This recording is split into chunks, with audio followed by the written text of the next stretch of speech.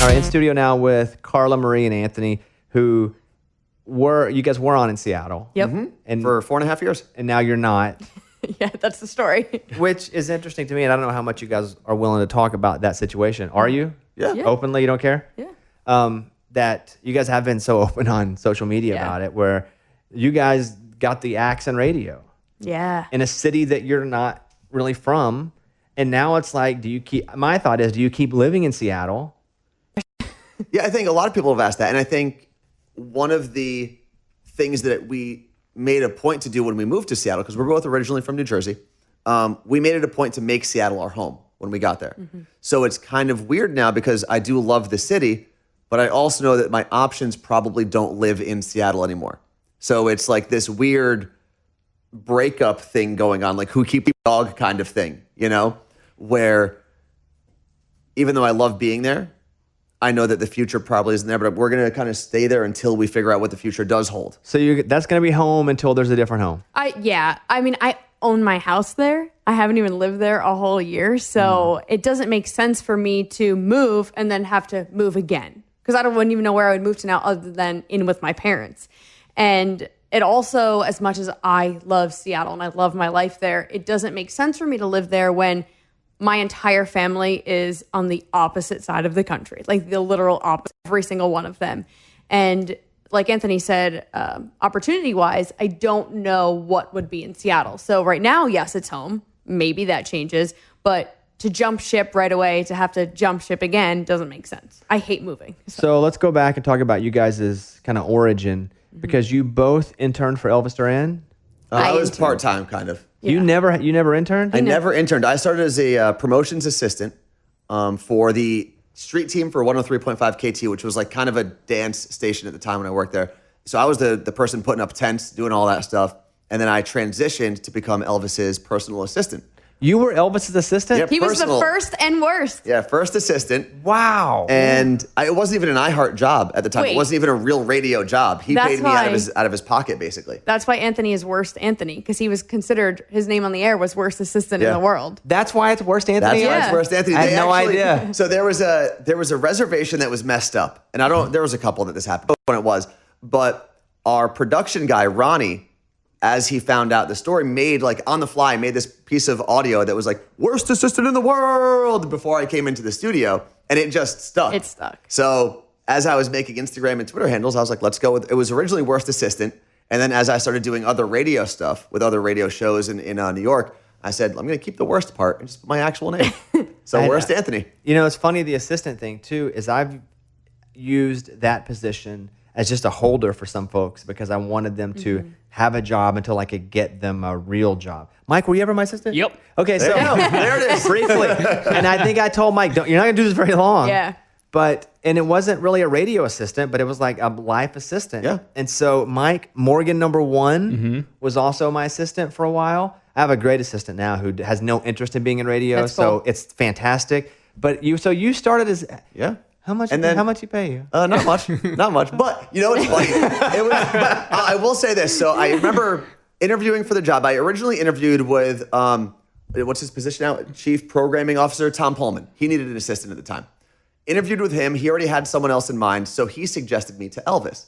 And I still remember after doing the interview and going into Elvis's office, he offered me a number.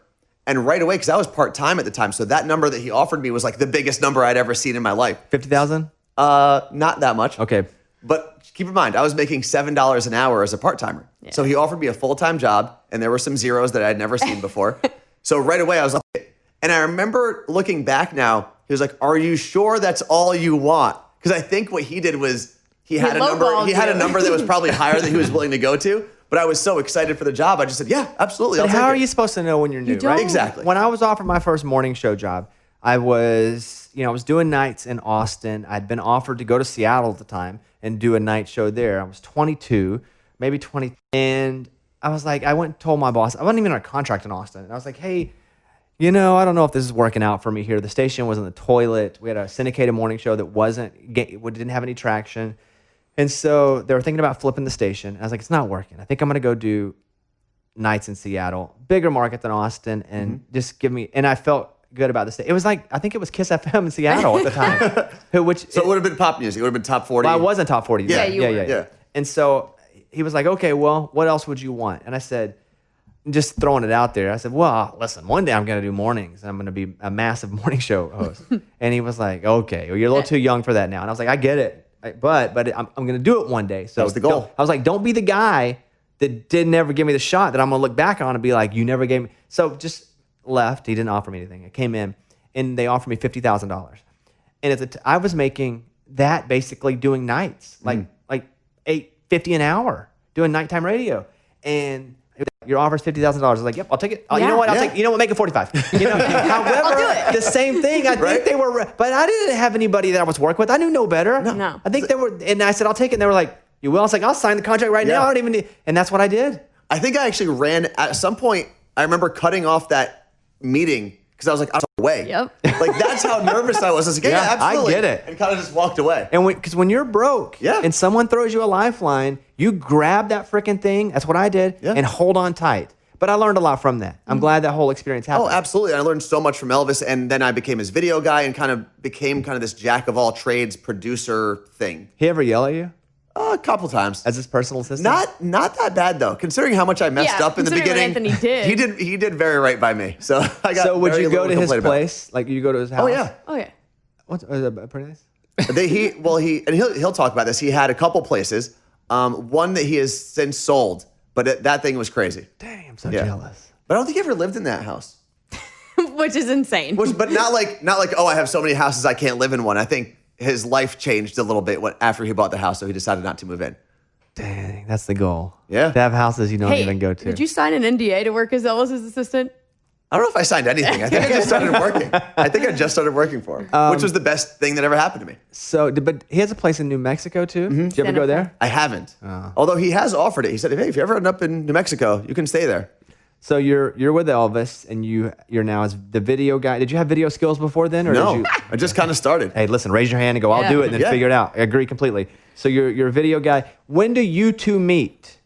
When I got hired, I would say it was 2010. So I had interned prior at the station doing different things. And For Z100. For Z100 New York, yeah. And then in the digital department, when we didn't have a digital department, like I was the intern doing all the photos. Like I took pictures of the Jay-Z interviews. Didn't he like yell at you or something? Yeah, as an intern. Because we didn't have what we have now. We don't have a hub. We didn't have a hub like we do, which is crazy. So that got me in the door because I was the only person in the building with an SLR camera. So I was around all the time. And then I got hired to answer the phones for Elvis, and that's when Anthony and I actually met. But yeah, same thing, $10 an hour. I made $16,000 my first year in radio, and I lived with my parents to be able to do all of it. But commuting into New York City, I was spending like $500 a month to get to work. How were you getting to work? I would drive, but parking was like $360. Then the Easy Pass was like $170 a month. I couldn't like parking. Well, by the way, parking was $360, which a is month. cheap. Now people. This is what people don't understand. When people don't Now understand. it's $600 in that same lot. For a spot that's like 10 feet long, $600 a month in downtown Manhattan to park your car. Unbelievable. And student loans. So, what do your parents? And I'll start with you, Carla Marie. What do your parents think about you deciding to get into a field with no real future, no stability, no money? Like, what in the world are they telling you? My dad told me not to take the job. And my mom was like, that's so cool. Like, you've always wanted to do this since you were a kid. Do it. But he was like $10 an hour. I just went through college to do what that you were making that waitressing. He was like, don't do it. And that sucked, hearing that from your dad. Like, don't take this job opportunity that I saw as like, oh, once in a lifetime opportunity. And I obviously didn't listen. Anthony, you? So my parents were supportive, but my dad always would throw these little comments like, hey, I've got a friend who works in pharmaceutical sales. You can make more money doing this. Or You would have, though. oh, yeah, I would have been way more money. And I definitely thought about it at one point. So he would always, because he knew how little I made, because when I was taking the train from my parents' house to go to downtown Manhattan, I mean, there were times where I couldn't even pay for the train. So my dad would buy like that train ticket that day.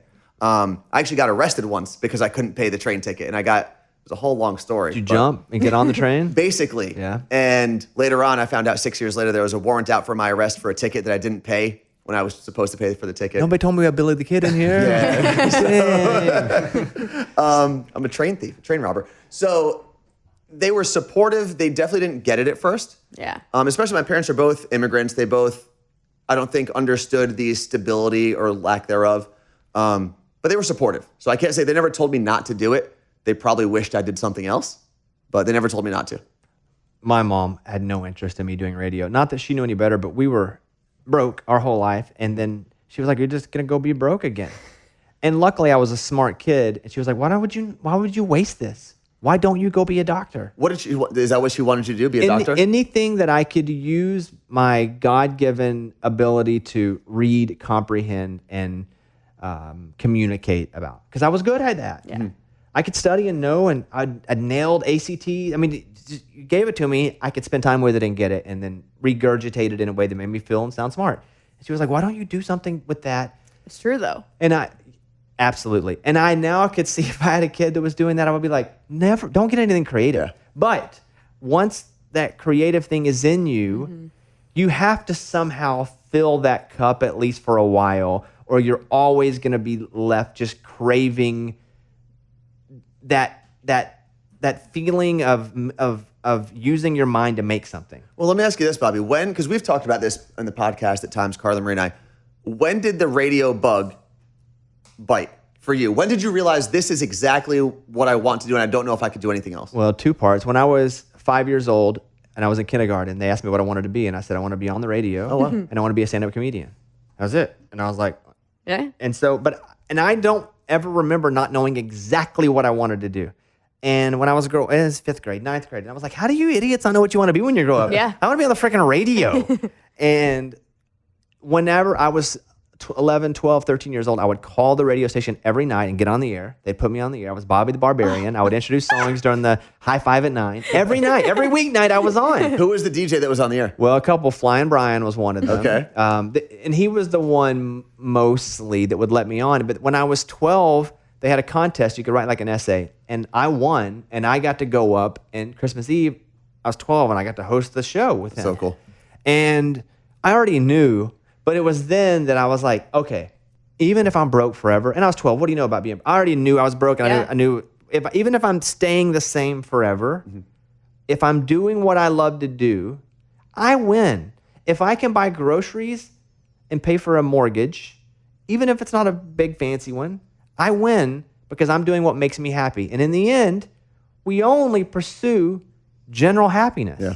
And I knew I was going to get it just by doing that. Now, there was a lot of stuff I didn't know. Again, I was 12, right? But then, like, I knew, and I finished, I begged for a job at 17 and was playing D CDs and all that. But, that was when the bug got me.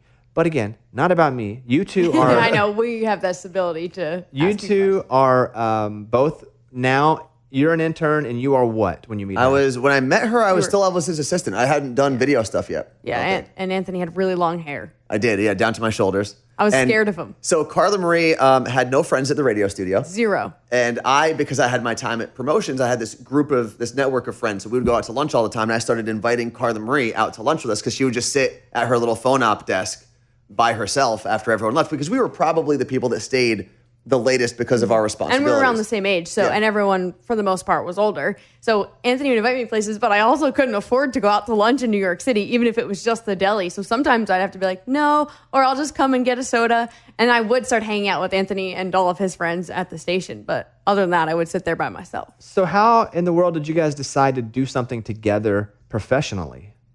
It was 4 years in. Was it? Yeah. It was 4 years into knowing each other. So 2014. You were an intern for 4 years? No. No, I had been working there at that time. Okay. When Anthony was inviting me to lunch. He wouldn't invite an intern to lunch. I think I did. I think I did. Never. Well, no, because one of my friends had a crush on Carla Marie. Okay, well, so I would start inviting Carla Marie out to lunch also to see if anything happened this there. Is news to me, so thanks. So in 2014, there were a bunch of people on the show. Everyone had their own thing, except really the two of us. Whether it was getting to do different appearances for the station or not necessarily podcasts, because no one really had podcasts at the point, but everyone had a different role in the show. And the two of us were like, man, it's so hard to get on the air here because there's 16 people on the show. We're never going to grow if we can't do this. So Anthony was like, why don't we do a podcast? Yeah. We And I were traveling to an event that we both had to go film at was it Windermere? Was the mountain? Wyndham. Windermere is the real estate company. Wyndham Mountain. And on the way back, we were listening to other podcasts, and we just said, why don't we do this? And we sat down, had a full meeting. Like we had a meeting essentially. To each other. And said, all right, this is what our kind of schedule is going to look like. We'll do it on Fridays. We'll call it My Day Friday. We're not going to curse on the podcast because we want to pretend this is real radio. And we'll have topics and we'll email each other. And we did this whole thing and launched it on April 14th or 11th? 2014. 2014, yeah. And they're just, I mean, our hobbies at the time were going out, partying, drinking with our friends. Like that was what we did. And now it's so funny. Like when we still do our podcast, we're like, we used to talk about going out and partying and being hungover. And now it's like, now Carla Marie complains about her cats. My cats, my mortgage. It's so bizarre. Now. So you guys are doing the podcast. When does that turn into someone or you guys knocking on the door and going, hey, knuckleheads, let us do this on the radio somewhere? You know, it actually sooner than we thought in terms of the conversations that people had where they'd say, hey, there's this city. They don't know what they're doing next for their morning show. They might have an interest in you. And that happened a couple times, no real conversations. And then one day, it was right around Christmas in 2015, was it? Yeah. Mm-hmm. 2015. So like a year and a half into doing a podcast. Yeah. We didn't know what we were doing. And obviously everyone had Elvis's blessing before they would ever come to us. Like they had to go to Elvis first to make sure, hey, I'm going to reach out to Carla Marie and Anthony for this opportunity. Was that okay? But the first real opportunity was Seattle. Yeah. And we had a bunch of conversations, but couldn't talk about it because no one knew what was going on in Seattle. No one knew that these two strangers were going to fly out here and take over the station that didn't exist when we were having these conversations. And for the two of us, it was like, why not take this opportunity to actually do something? So your first ever freaking show was in Seattle. Mm-hmm. Yep. In a big old market. Yeah. Huge. You didn't cut your teeth in Paducah or Hot Springs, Arkansas. You went from a podcast to hosting mornings in Seattle. Yeah. A podcast in New York, no less. Like, you know, a podcast anywhere is the same. True. You know what? Okay, but we were like, it was kind of hard for us though. We'll sound like spoiled brats, but for me to be like, I'm in market number 1. Why am I going to go to a different market? Like that was in the back. Granted, I was like number 12 on the show, but I was like, I'm in market number 1. Why would I leave here? And I had to finally tell myself, you're never going to grow out of this role if you don't try. It's also, I mean, with Elvis, and I would put you in the same conversation. You guys, you've done so well for so long that there is, I don't know if I call it the bubble, but there are things that really successful shows get to do, that get to the local level and newer shows like Carla Marie that we don't get some of the same support. And I think that was the scariest thing for us, was knowing how much support Elvis got from the company and knowing that it was going to be different in Seattle.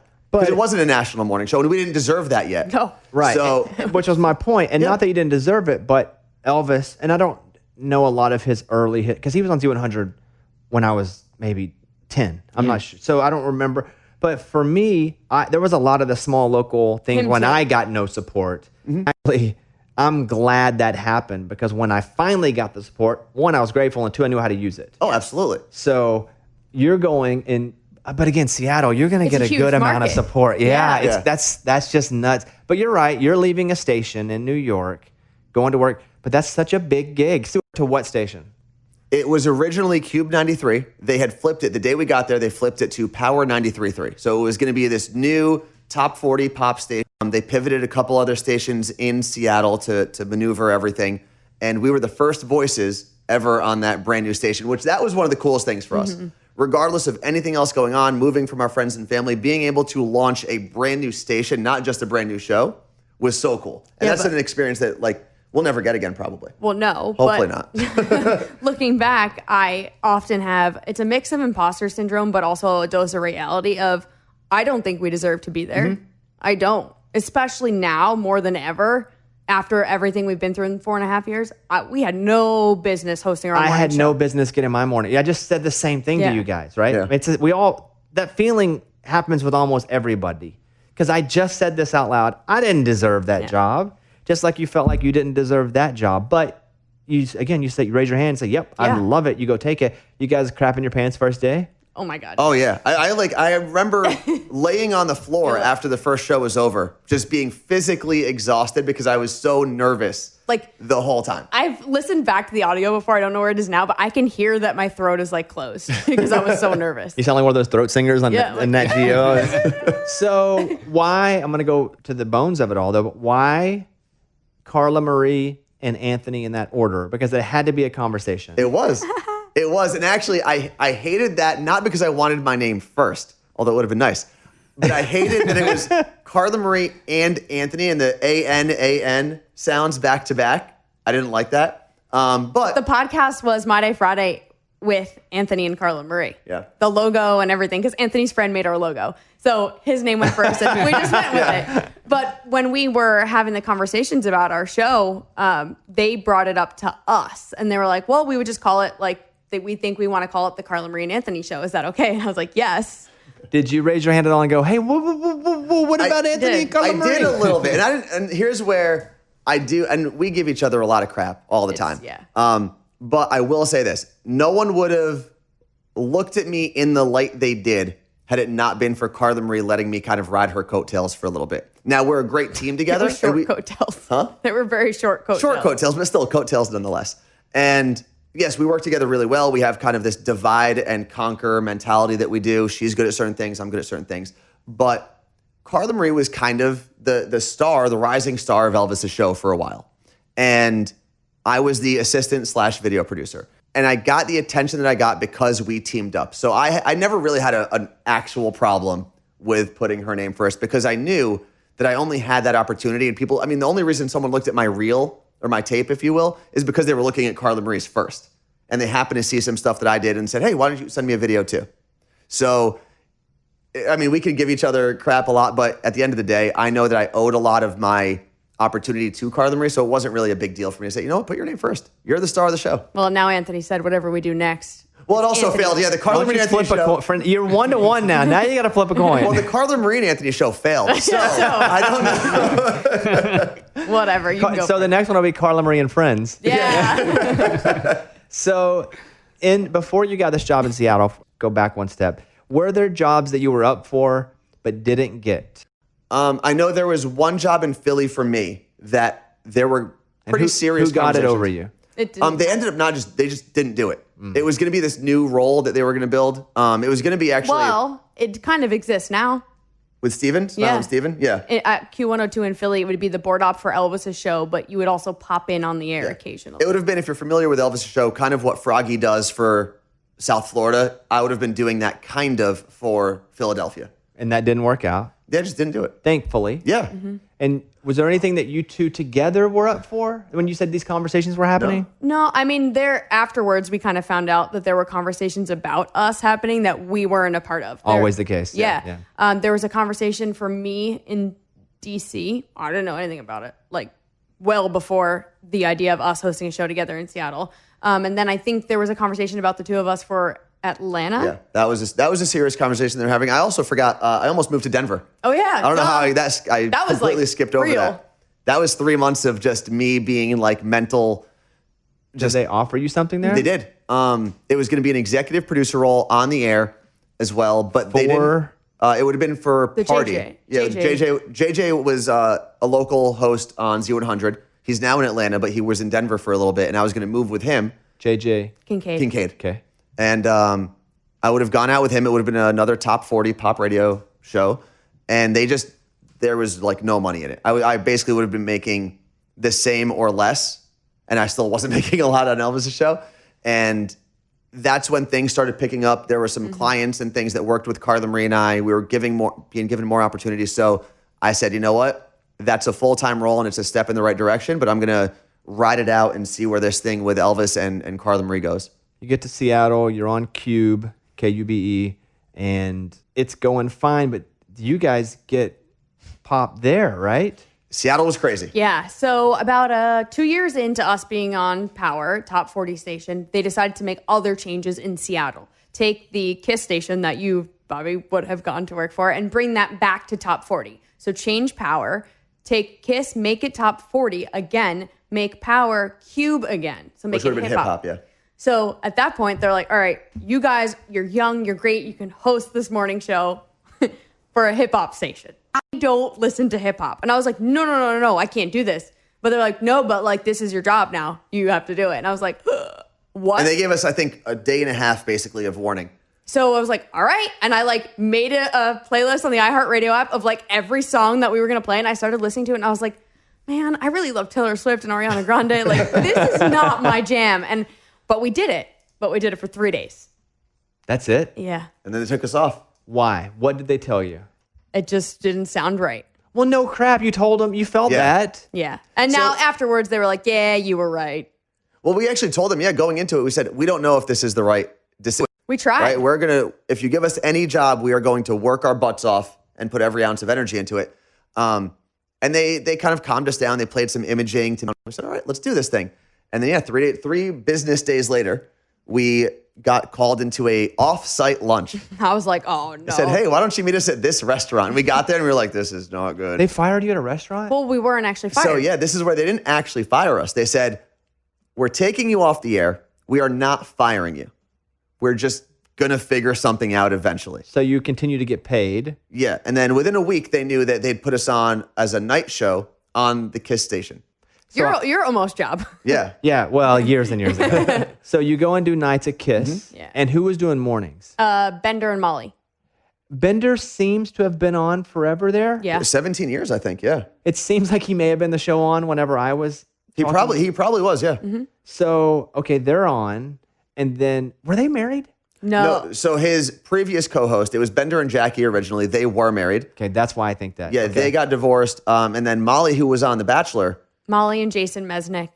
That's like the infamous season where he picked someone else and then picked Molly. Like that was the first time that happened, like 11 or 14 years ago at this point. But Molly, during The Bachelor, got to be on that radio station because Jason was from Seattle. And then years later, became co-host there. She's a sweetheart. Did her and Bender get married too? No. She's still with Jason. Okay. Oh, they're still together? Yeah. Yeah. Oh, wow, look at They're that. like one of the success stories. I just automatically assumed they've been on The No. Bachelor. It didn't work out. So, wow, by the way, being married to your co-host, oof, that would be tough. Well, I think getting divorced from your co-host It's is even probably tougher. way tougher. Well, I mean, just staying married, Yeah. I guess is what Yeah. I mean. Yeah. Wow. And did they stay on the air after their divorce? Do you know? For a little bit, from what I know. I don't know the full I don't. story. I know Can that you I imagine? know that it happened basically on the radio, and that's not private. That's public Yeah. information. It What happened on the radio. What did? That they got their divorce happened not on like- the radio. Not like serving divorce papers. No. They went through the process. They decided on the air? Coming up at 7:20. Coming up at, yeah. We're not from a big personal announcement. You put it past radio, I would not. No, I think a lot of the drama played out on the air from it. So they're done. Did they fire them, that show, or did they, what's that? I don't know. They let Bender go, and they moved Well, Molly to for a different. For us, yeah. Yeah. For us, yeah. They let Bender go. He's back with the company somewhere else, but they let him go and kept Molly, kept the producer on that show, and brought us in to do the morning show and have this audition process that was going to take place to find more people to join our show. Where's Molly now? She actually got let go the same day we did. Oh, She was okay. hosting after. She was hosting. But right that's after what us. happened. She went and did her own like midday show or Yeah. afternoon show. Okay. Yeah. So now you're on. You're looking for co-hosts, and I think this is where British Willie comes on. English Evan. Evan. Yeah. I was like, wait, yeah. English Evan, and then Alabama ends Yep. up coming on too. So it's you four. How long were you four together as a unit? 14 months. Was it 4? Yeah, Yeah. 14 months.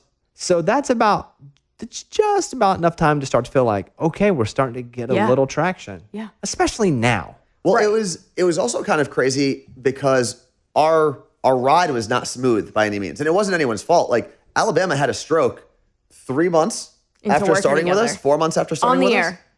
It was Yeah. just insane. It was 6:40 in the morning, and she had a stroke. in the Coming up studio. right after the break. No, but now I look, there's like so much where we can easily say, oh, that sucks that this happened. It sucks that that happened. But there's so many things like if our show never went through all the things that it went through and to the point where, okay, and then Alabama and Evan joined, who knows where in the world she would have been when she had that stroke.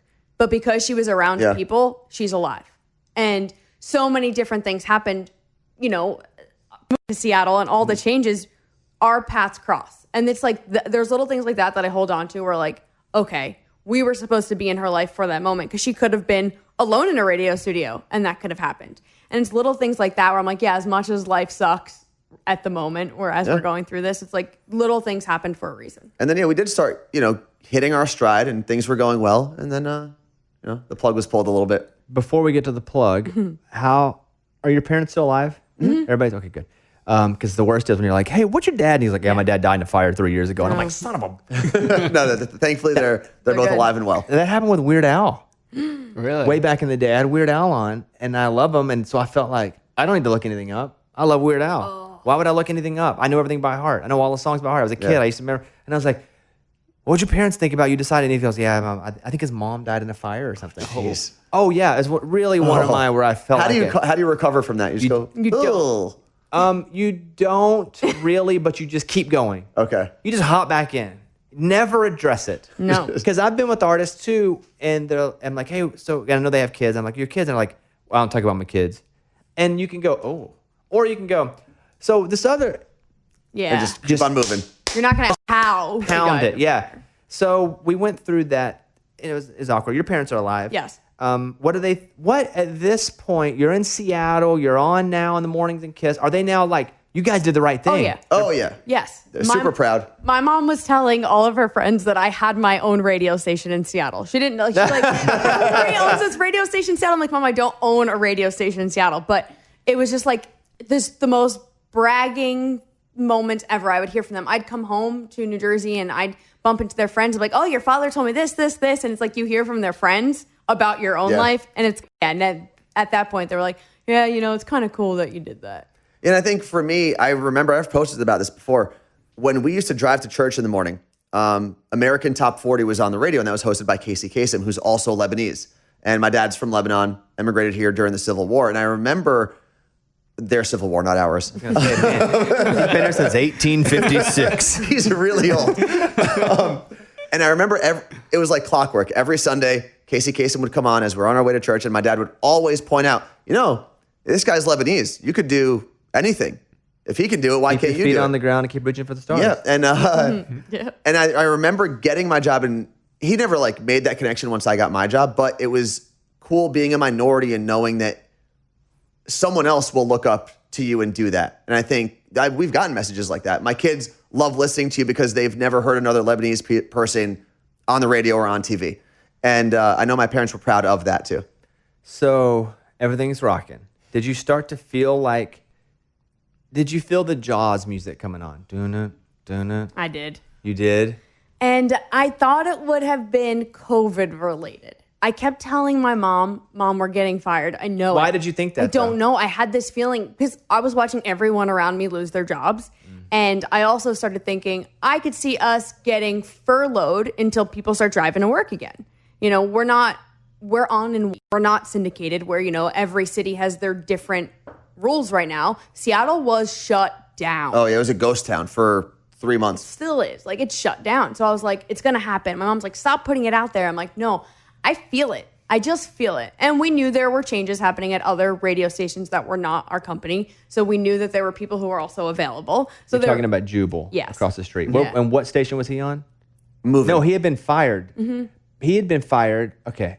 Everything's so confusing right now. Yep. Okay, but he's off air. Yeah. He's not anyway. No. He got cut. Okay, so you guys, you feel it coming because of, like you said, everything around. I hung up something on my wall in my house, and it was the last thing I had to hang up finally after decorating. And I said to Anthony, I just hung up the last thing on my wall. We're going to get fired. And 7 days later, we got let go. And how does that call happen or meeting? Meeting. Yeah, it was we a got meeting. They told us to come back to the studio. Same restaurant. Meet us over here at Pluckers.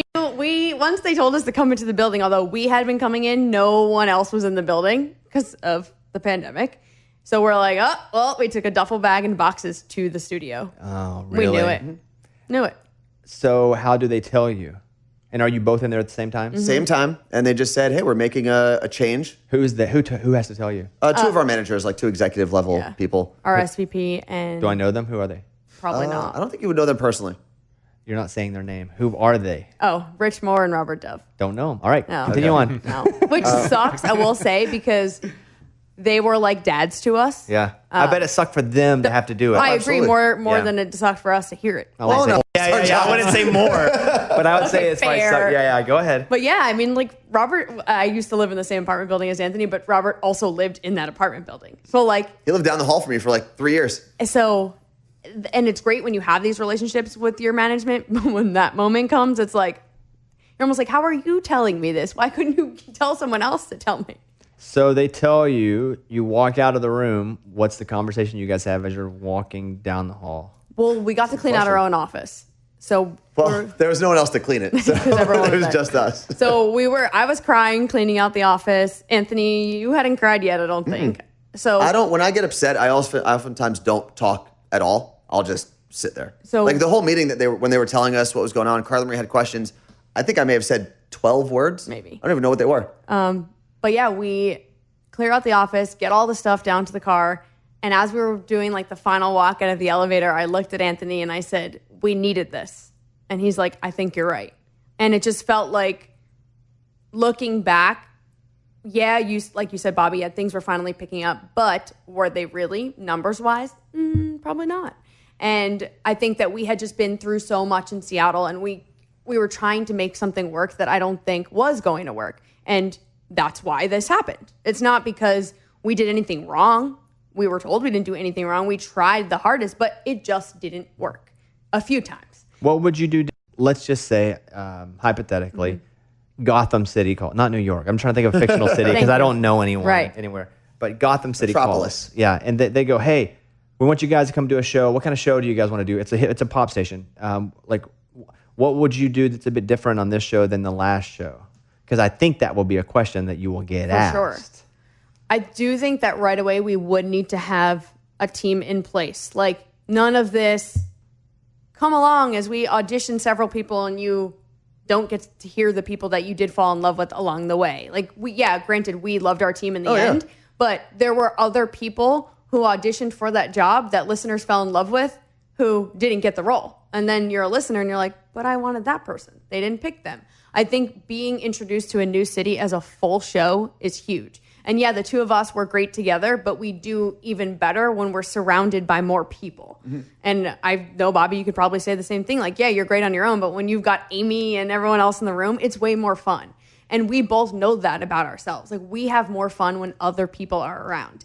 And I think having a full team that we both truly believe in with our manager, maybe, but starting from that day one, all of us, everything in place, instead of, hey, move out to Seattle. Oh, then do this. Oh, then do this. Then pick your producer. Like, we were just picking up pieces and trying to do the job without everything in place. I would say, and it's kind of piggybacking off of that, and this might be like, for people who don't know radio and the way that the hierarchy works, we had so many managers in that 4.5 years that we were there. We had so many different plans. We had so many different things. And a lot of those plans were good, but when you have 12 good plans, it makes 0 good plans. I would compare it to a quarterback having offensive coordinators coming in every year. Like, It's you exactly can be a like good that. quarterback, but you can't actually learn the full system unless you have time to spend knowing their vision and how it intersects with your vision. Yeah, and I think just consistency is the only thing I would have asked for. And that's hard to ask, especially in our world. But that would have been the only thing that I would have changed, just a little bit more consistency. Right now, is anyone going, hey, we may have something for you guys soon? No. Not We've yet? had some people reach out just to have kind of Yeah, but there is. conversations. It's also because there's no money being spent, right? None. So I'm not even saying that as about you guys, but I'm saying that about just you guys plus the dynamic of nobody spending any money anyway. None. And we're also having conversations between the two of us with some friends and saying, what do we want to do before someone offers us something? What do we want to do? Do we want to grow something on our own? I mean, we started this Twitch channel, which isn't huge yet, but it's a lot of fun. And it's kind of like what we wanted to do on morning radio with a live audience that can interact through a chat room. So what do we want to do moving forward? Do we want to go the traditional mainstream radio model? Do we want to try something different? Carla Marie, your Side Hustlers podcast, even though, I mean, that was an iHeartRadio, are you still doing it At the moment, I am not. because they don't want you to, I'm not really sure. but they're not letting you? Yeah. Really? Interesting. But you can if you end up getting back with the company. It's sitting there to be It's continued. waiting, yeah. I just can't see a world, and I'm just speaking candidly, that someone eventually, once in a few months, doesn't go, hey, you two, let's go. Yeah. And I don't say that as I wouldn't fluff your butts if I didn't think. Thank you. I just wouldn't say it at all.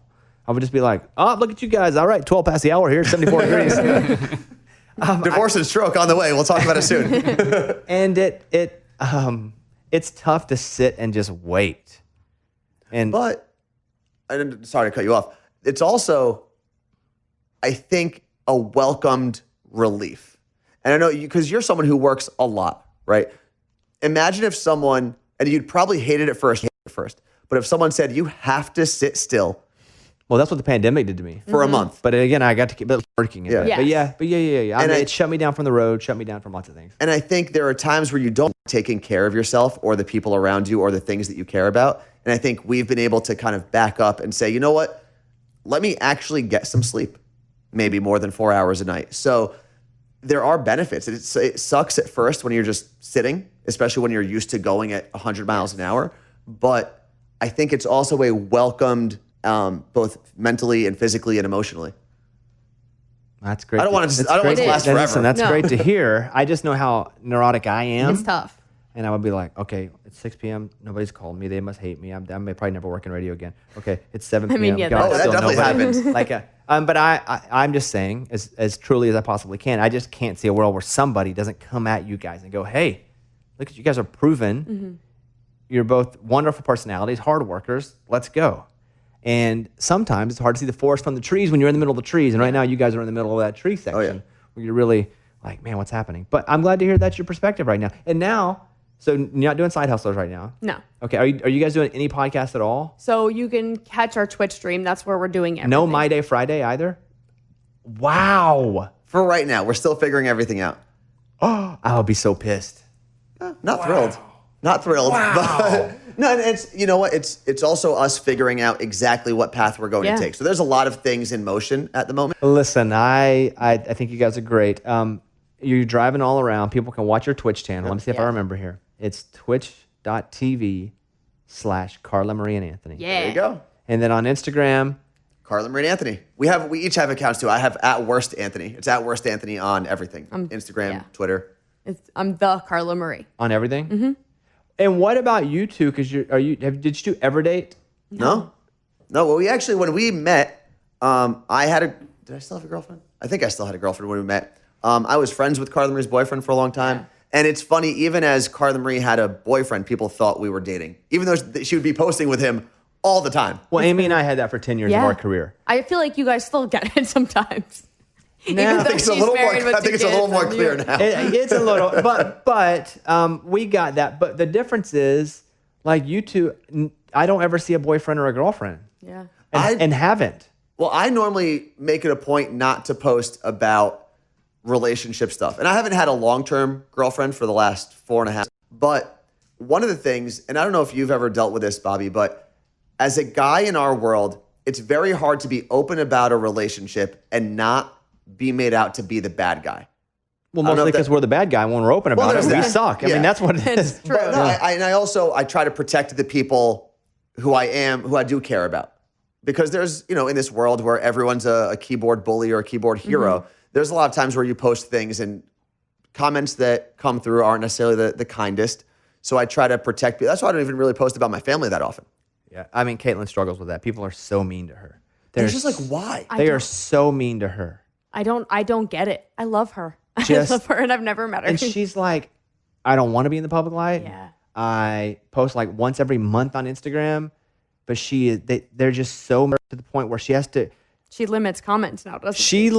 She doesn't limit herself to even looking at it. She's like, I hate that. What did I do to? Well, and then I feel bad because yeah. I'm like, She didn't sign up for that. And I feel the same way Well, she about it. kind of did in Yeah. that she knew what she was Right. a little bit getting into, but it's so much more brutal than even I thought. Here's the thing about girls. They're meaner than guys are. Oh, absolutely. Yeah, it's crazy. Her comments from girls just it talking terrible appearance about stuff? about her body, Yep.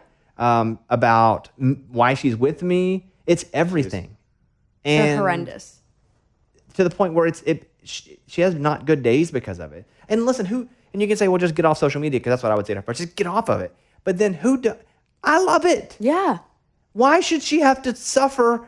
And I say that word meaning it, suffer from not, because she loves to be on TikTok and look at TikTok. She doesn't do very much on there, but she loves Instagram. I do too. And now, because there are a couple dicks, she can't get online. And it's like, why should she have to stop doing something that she enjoys because there are people who don't know how to use that platform like a normal human? Because no one, not no one, but not many people would probably say the things they say on Instagram or TikTok or Twitter to her face. Right. Yeah. Ever. They could be sitting next to her in the movie theater for 2 straight hours. They would never turn to her and say, yada, yada, yada. But because we're all living behind these keyboards, it becomes so easy, and you don't realize there's an actual person attached to that picture.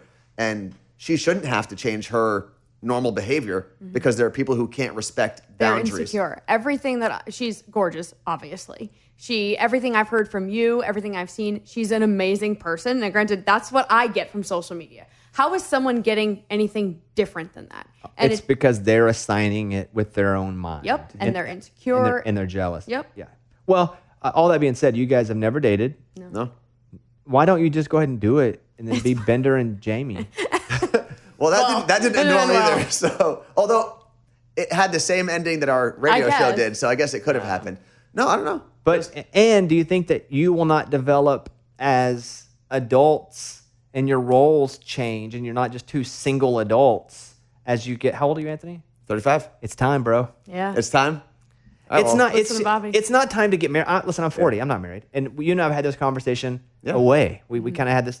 But at some point, you have to go, man, I can't let my job completely affect my life. Yeah. No, we have had that conversation. We had that conversation almost a year ago.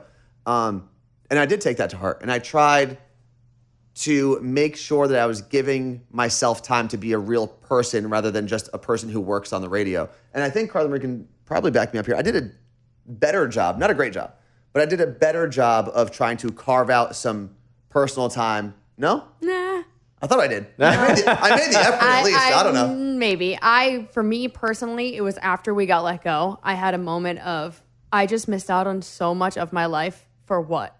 I put so much time and effort into this career. I said no to family things with my friends, things with, my own alone time for this career. For what? To lose it all. And I've since circled back on that. And I know how many lives I've touched and how many people I've met because of this career. And I take that sentiment back a little bit. But I've made a vow to myself that whatever this next career part of my life isn't going to get the same person that this last part got. I'll still do my job and be great at it, but I'm not going to go above and beyond a career that I tend to retire from one day and hopefully have a family to the rest of my years with. And if I put it all into that career, I'm not going to have that family when I retire. Well, and in the counterintuitive way of what you're going to take away from your career to form a family, that family and those stories are actually going to be better for your radio job and career. Yeah. I have a question for you. Go ahead. Because we did have this conversation about a year ago about finding time for your personal life and things like that. And I'm pretty sure after that is when you met Caitlin, right? We were probably together like September Yeah. of last year. I met Caitlin in November. So then, do you think it was just you were living your life normally and that happened, or did you make a change to open yourself up? Completely made a change. Wow. What did you do? Didn't rush to judge. Okay. Didn't sabotage immediately. I'm guilty of that as well. Yeah. Didn't do a lot of things that I didn't really do anything differently, like outwardly. But what I didn't do was a lot of the things that I was doing that made the relationship really bad. Okay. I also, So it's like addition by subtraction almost. absolutely, first and foremost, I met the right girl. But then I just didn't do all the dumb things that I had done before. And I've met no one, I've been with anyone that's been anywhere close to Caitlin. So number one was meeting the right girl. But I definitely see how I could have just sabotaged myself and kicked myself in the nuts and been like, it's not going to work. She lived long distance. Yeah. But it was great. And we're great now. It's fantastic. It looks like it. Yeah, it's fantastic. Well, and everything on Instagram's real. So I know. Of course, yeah. I know you said I love you. I'm so excited. I did, yeah. I missed that. I was did. well, like he didn't say it on Instagram, but if he had said it to Caitlin, okay. I was like, yes. Yeah. First time ever to anybody. Crazy. To anybody. How do you feel? Great. Because I do. Were you nervous before you said the words? It wasn't nervous. It was like my tongue got in mouth. Was it like a little bit? Did you practice in the mirror first? No. I couldn't. Couldn't. The only thing I've ever said it to is my dog. Ever. My last dog. Okay. Not even this dog? Now this dog. Yeah. But mostly it's like, I love you, but you're an idiot. Yeah.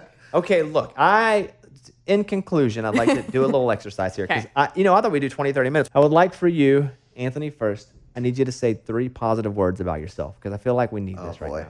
Go ahead. I have to go first? You have to go first. 3 positive words about yourself. Think about mine. You couldn't have picked a worse person for this. I just started with a negative. Jeez. Worst? 3 positive words about 3 yourself. positive words. Faithful. Dedicated. Faithful, dedicated.